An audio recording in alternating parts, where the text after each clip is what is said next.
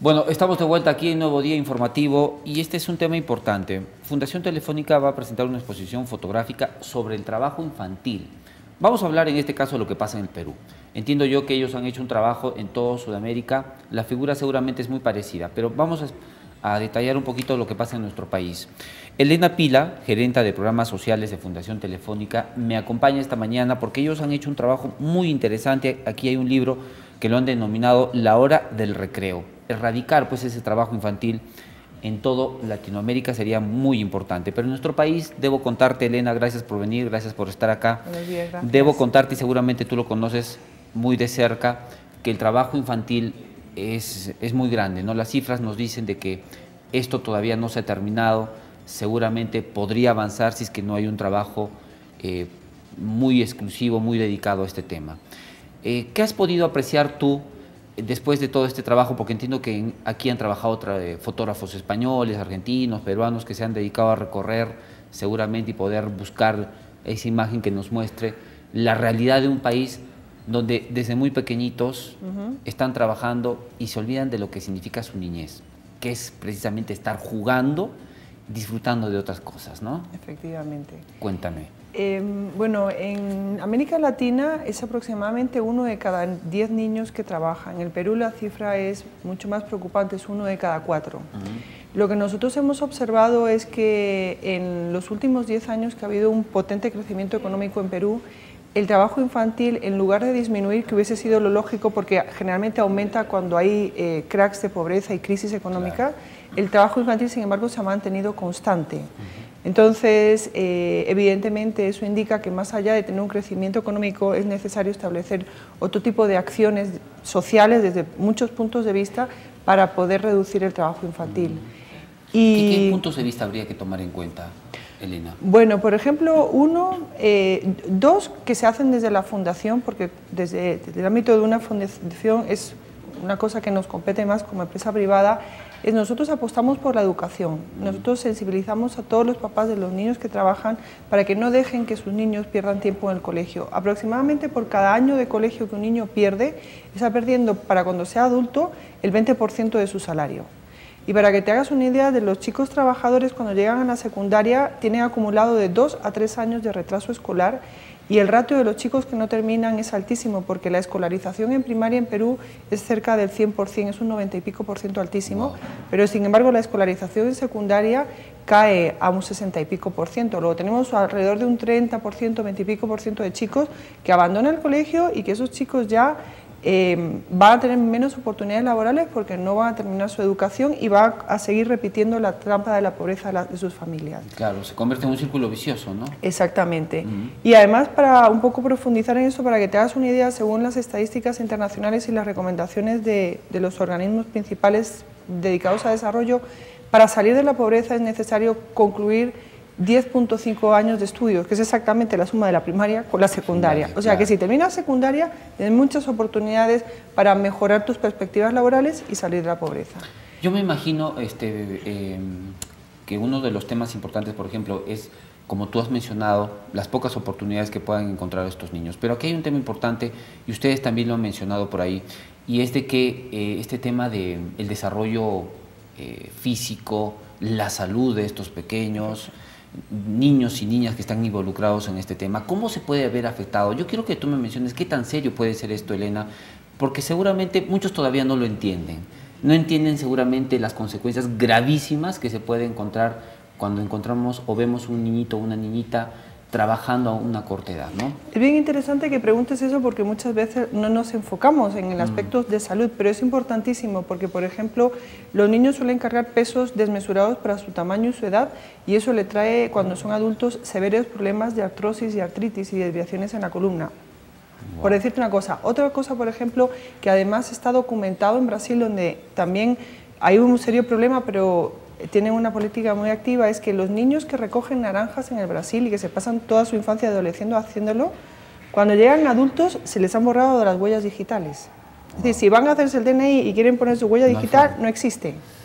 Entonces, eso es, yo me acuerdo cuando lo leí y estuve en un conversatorio, me impactó grandemente porque pensamos que la huella digital no es importante, pero en realidad es lo que nos define a cada uno de nosotros de manera individual.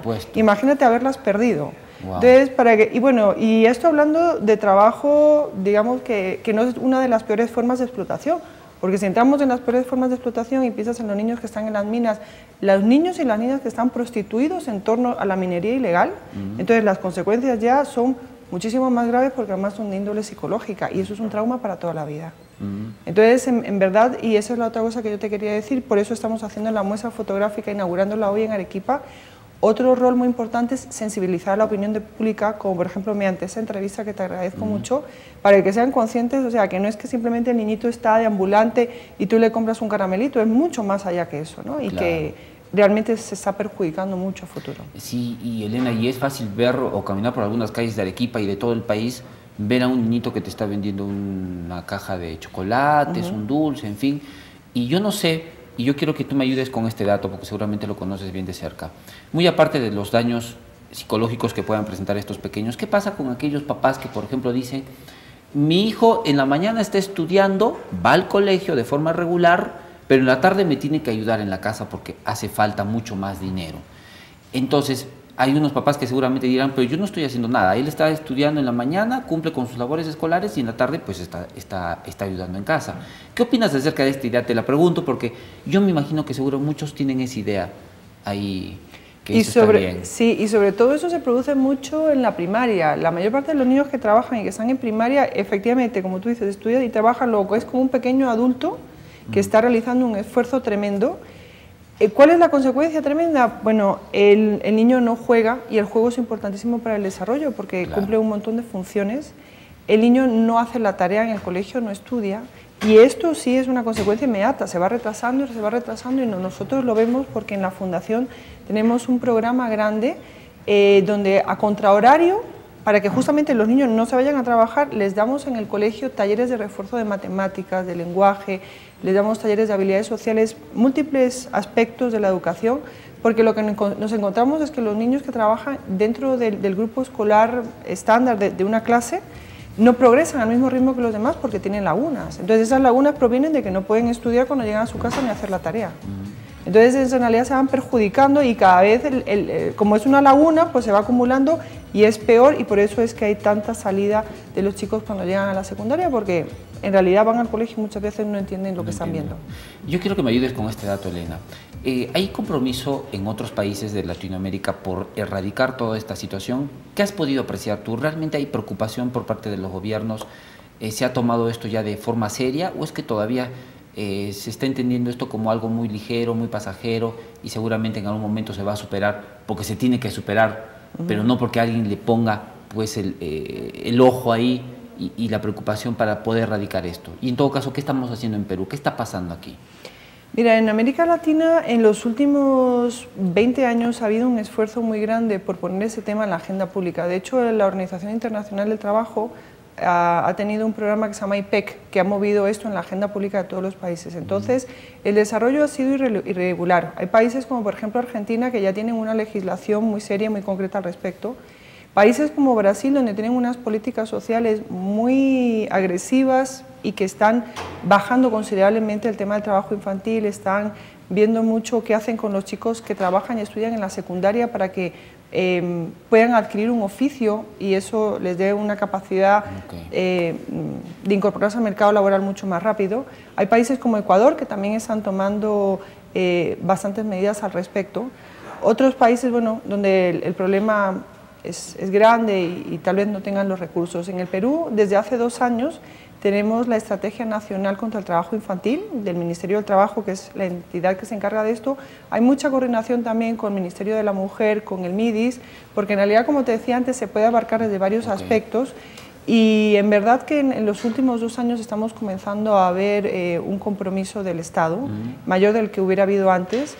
Y de hecho el presidente Humala ha tenido en 2 ocasiones una mención especial contra el trabajo infantil. Hace 2 años en su discurso del 1 de mayo y este año de nuevo el día 12 de junio se conmemora el Día Mundial contra el Trabajo Infantil y justo hubo una actividad en Lima del presidente, la primera dama y 7 ministros que se llamó Métele un gol al trabajo infantil y están todos comprometidos y se firmó un convenio interinstitucional. Mira, Elena, yo quiero que me ayudes con este dato porque yo no sé si existe relación, nos queda 10 segunditos nada más. Tú seguramente has visto los periódicos y los titulares y hablan de que jóvenes se quitan la vida o el jovencito le quitó la vida a la pareja porque le sacó la vuelta y cosas por el estilo. ¿Esto tiene mucha relación con esta presión que le metemos a estos niños, a estos pequeños desde corta edad para poder realizar labores que son de adultos? ¿Tú crees que esto tiene mucha relación con las consecuencias que vemos después?